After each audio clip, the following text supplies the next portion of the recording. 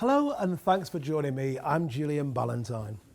On the programme today, we're going to be talking about domestic violence and the We Are Not Alone government campaign. Joining me today, virtually of course via the internet, I have Liz Kingsley, Operating Director of Safe Arms, researcher and consultant in domestic violence in the Black Christian community. She's a regular columnist in Courage magazine and writes about issues on domestic violence. Liz, thank you for taking the time to talk to me today.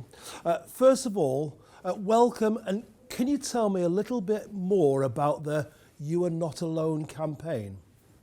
Okay, thank you for having me, Julian. It's a privilege to be here and I'm grateful for the opportunity. I'll tell you the background of the You Are Not Alone campaign. If you remember, the national lockdown started in sometime around March. And of course, by April, the government launched the You Are Not Alone campaign. And the reason why they launched it was like a response to the rising calls from victims of domestic violence at that time. And so the government felt that they needed to help victims because of the national restrictions, the social distancing measures, increasing isolation because of the lockdown, and of course, vulnerability increased. And so the highlight of that campaign is that there is help and support available to every victim of domestic violence and everyone who is at risk of domestic abuse. That's the highlight of the campaign. What is domestic abuse? Is it exactly the same as domestic violence? Domestic abuse is a bit different from domestic violence. They are the same.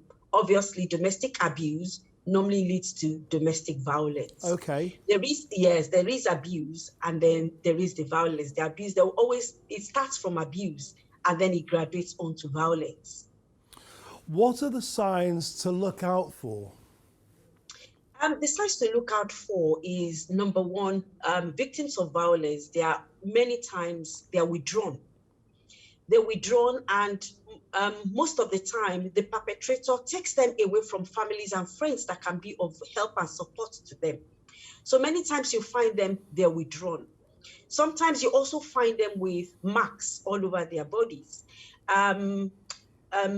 GPs, because GPs are trained, once they see these victims, they know like immediately. So what normally happens is that when a GP shows a sign of like this has happened to you, many times you find the victim refusing to say the truth. So many times they just go on to tell lies. They can tell you they fell from the staircase, or they banged their head or something, or they mistakenly did something to themselves, and that is why the marks are there. And that's for physical violence. You can see those signs very easily. But then there are still some other signs of emotional signs, because domestic violence or abuse, they are in different categories. So there are times that you see the signs when someone is, you see them, their self-esteem is very low. Because when they are being constantly told that they are worthless, and the way human beings are wired is what they hear. So many times when they begin to hear they're worthless, they're this, they're that, they begin to act in that manner, and they will feel as if they're actually worthless. That's not all the signs, but those are the major signs. So they're the major signs to look out for. Now, What impact have you seen on domestic abuse cases specifically over the last year?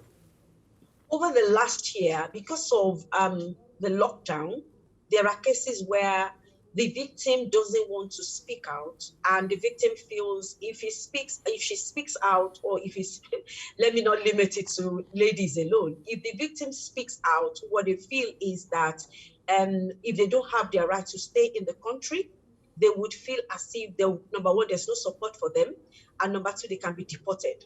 So the fear of that doesn't allow them to want to come out to speak out.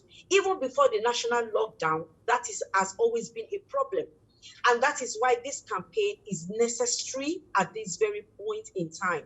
It is necessary for them to understand that there is help and support available to them, whether they have the right to stay in the country or they do not have that right to stay. And of course, because the lockdown is gradually coming to an end. This is the third lockdown. This is the third stage of it. Obviously, it's beginning to have a toll on people. And government, they have kind of, because of the data that they have, they've kind of foreseen what can happen. What that means is that at the end of lockdown, there may be many of them that will want to separate. So because of that, there could be like high-risk victims. And that is why they are trying to campaign. The government is trying to let everybody understand that whether they have the right to stay or not, there is help and support available to them, irrespective of their circumstance. So why is it so important for our community to speak out about these issues? The effect of domestic violence is very great and can be life-changing for any victim. The impact is psychological. It can be psychological. And when you say psychological, what that means is that it can affect their mind. And once their mind is affected, the consequence would be like mental health issues. And I'm sure nobody wants to develop mental health issues because of abuse. And everybody must understand that life first. And government is because the government value their lives.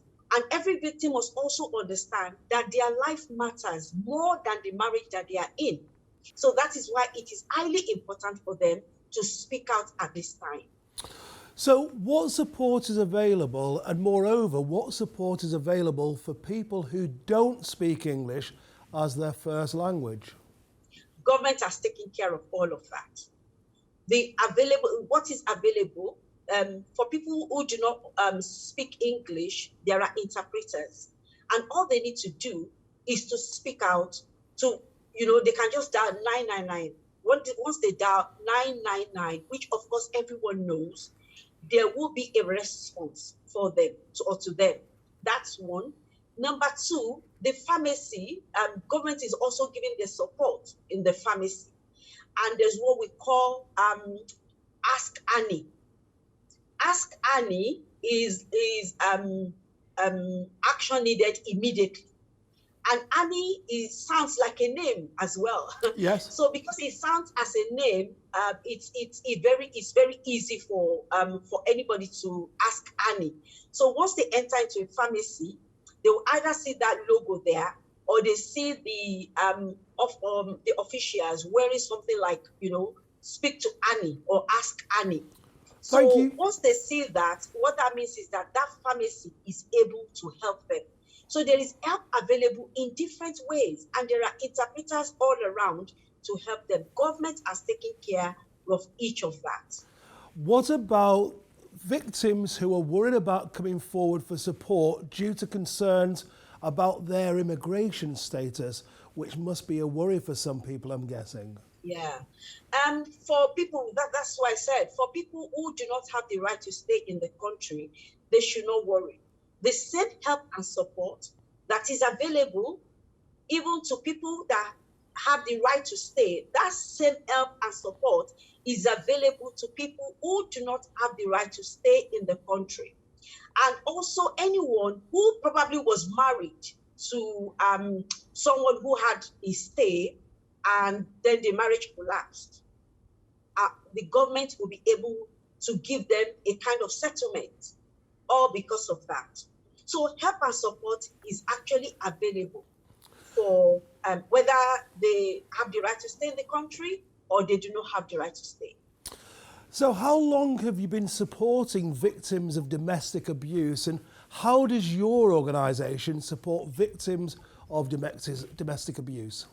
Okay, we support victims of domestic violence in different ways. We have three main objectives. We create awareness of domestic violence. One, we train community leaders. Number two, and number three, we give support to victims of violence, which is a major one to us. Number one, we give them information and referral services to the right portal. Number two, we do counseling for them. like we have a group of counselors who are able to help them, professional counselors who are able to help victims of domestic violence.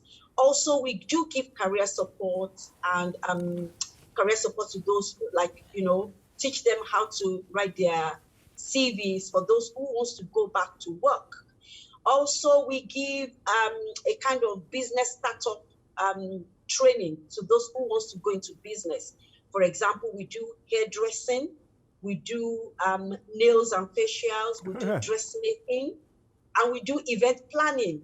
So for those who wants to go into business, and we mentor them to go into that business and give them some marketing skills as well, so that they are able to stand on their own. Now, I presume that you'd actually say to victims, if in fear, if in doubt, just reach out. Would I be correct in saying that? There is help in the community, there is help. Government is actually doing a lot to give support. It's not about having the right to stay in the country. It's not about that. The most important thing to the government at this time is the life of victims. And the same help that is available for those who have the right to stay, that same help and support is available to those who do not have the right to stay. Even for those who cannot speak English, people that English is not their first language, there are interpreters. Government has taken care of a lot of things for victims of domestic violence. Well, that's all we have time for on today's programme, and I hope you've enjoyed the show and that we've managed to answer at least some of your questions. There's just time to thank my fantastic guest once again, Liz Kingsley. And thank you at home for watching. Until the next time, take care, keep social distancing, and join us again very soon. Goodbye.